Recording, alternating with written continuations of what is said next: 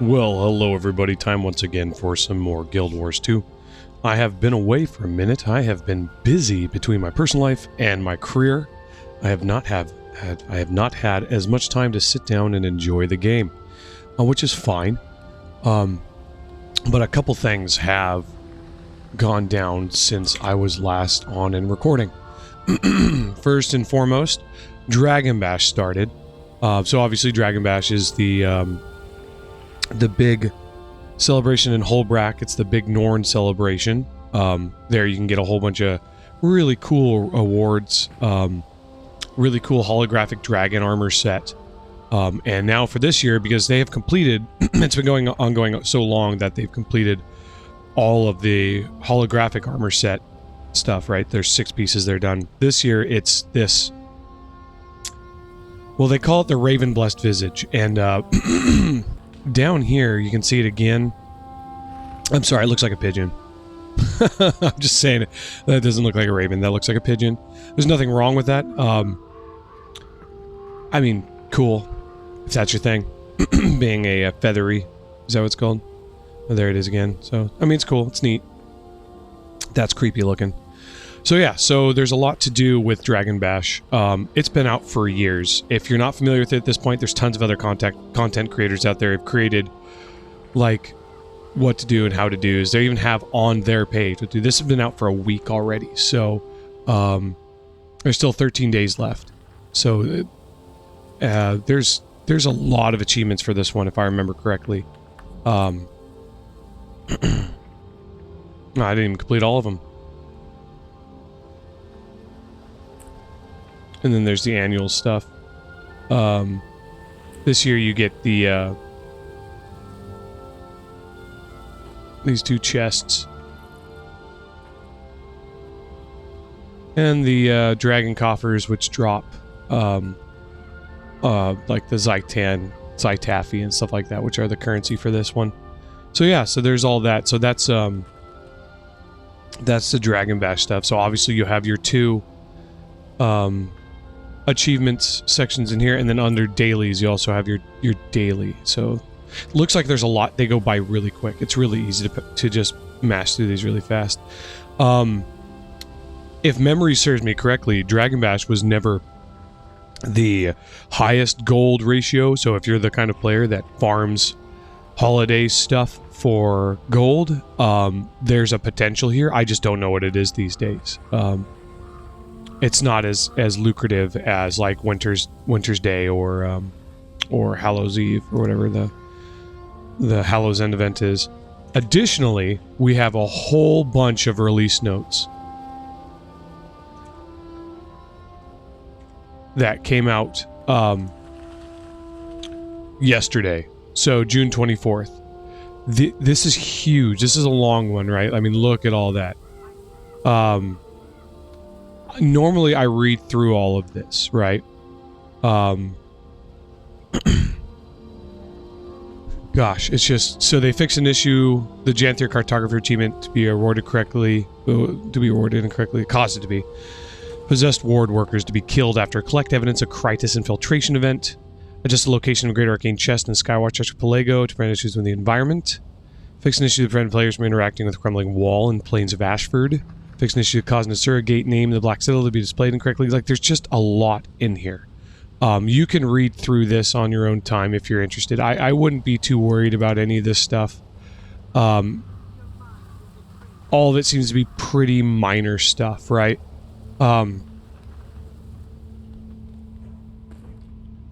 Just fixing some text notifications, and that's pretty funny.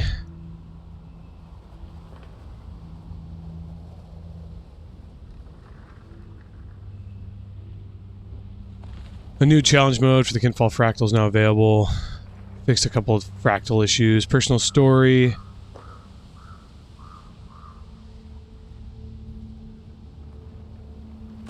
Alright, so we're going to go over this stuff, right? Because these are the changes that to me matter. This is them updating how the game plays. Right? I'm glad they're fixing all the stuff up above. They should spend more time balancing the game. I will say that until the game is not even close to being balanced still. I'll say it to the day where the game closes, because this game needs to be balanced. Relic of the Blightbringer. Increase the cooldown from 8 to 12 seconds. Reduce the poison duration from 7 to 5 seconds. And reduce the cripple and weakness durations from 4 seconds to 3 seconds in PvP only. Okay. Elementalist. Pyromancer's Puissance. This trait no longer removes might when triggering flame expulsion. Reduce the might stacks from 2 to 1, and increase the might duration from 6 to 10 seconds in World vs. World and PvP. Reduce flame expulsion's maximum power coefficient from 2 to 1.5 in PvP only. Transmute Frost. Reduce the base healing from 1078 to 778, and the healing scaling from 0.8, 0.6 in WV and PvP. Elemental Shielding. Reduce the protection duration from 2.5 seconds to 2 seconds in PvP only. Engineer. Big Ol' Bomb. This skill has been moved into the bomb kit, replacing Glue Bomb. This skill now knocks down enemies instead of launching them, and combos a blast finisher twice. Wow. Increase the radius from 300 to 360. Increase the power coefficient from 2.475 to 3.0 in PvE only. Mesmer. Axis of Symmetry. Increase the player confusion stacks from 3.3 to 5 in PvE only. Imaginary Axis Mirage. Increase the player torment duration from 4 seconds to 6 seconds in PvE only. Chaos Vortex. Increase the boon radius from 360 to 480. Increase the player condition duration from 8 seconds to 10 seconds in PvE only. Necromancer. Soul Shards. Reduce the lifesteal damage from 605 to 456, and lifesteal healings from 576 to 476 in PvP only. Hungering Maelstrom. Reduce the lifesteal damage from 1,764 to 1,220. I wish they just reported this as a percentage. Like, what percentage of a change that is. That's all it needs to be reported, not the exact numbers. I'm just complaining because I have to read the numbers, that's why. And reduce the first healing from 1,764 to 1,228 in PvP only. Ranger. Regenerate. Juvenile Fernhound. Reduce the healing from 2,600 to 1960 in PvP only. Soul Beast. Griffin Stance. Evasion bonuses now have an internal cooldown.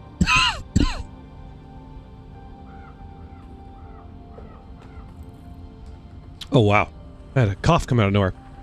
Griffin Stance. Evasion bonuses now have an internal cooldown of 1 second. Bumble. Juvenile Jantheory B. Reduce the knockdown duration from 3 to 2 seconds in PvP only. Stinging Sorrow. Juvenile Jantheory B. Reduce the power coefficient per hit from 0.3 to 0.2 in PvP only. Primal Cry.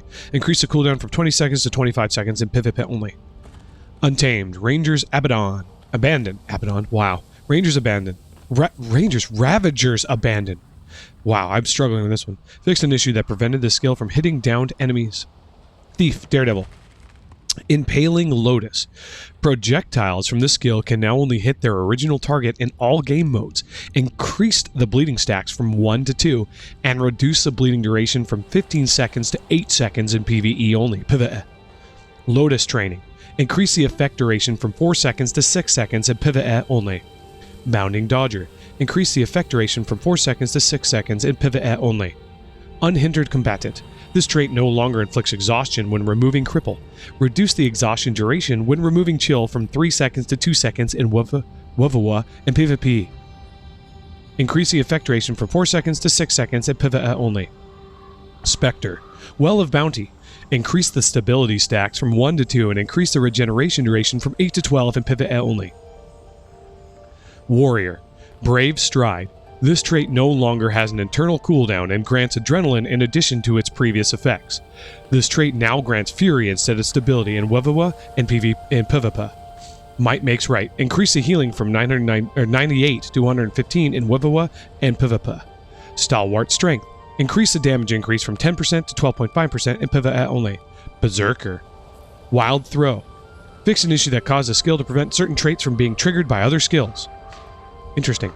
Rupturing Smash. Increase the power coefficient from 1.5 to 2.75 in PvE only. That's a huge increase. Gem Store. The free Vibrant Rings Backpack and Glider combo no longer requires an expansion purchase to claim. And there's a couple late issues fixed here, so that's what we have for that. So I'm not... I mean, I've seen some content creators say that there's a huge balance update, like balance nerf coming along or whatever, that there's going to be like power creep. There's always power creep in MMOs. Like, that's a thing, right?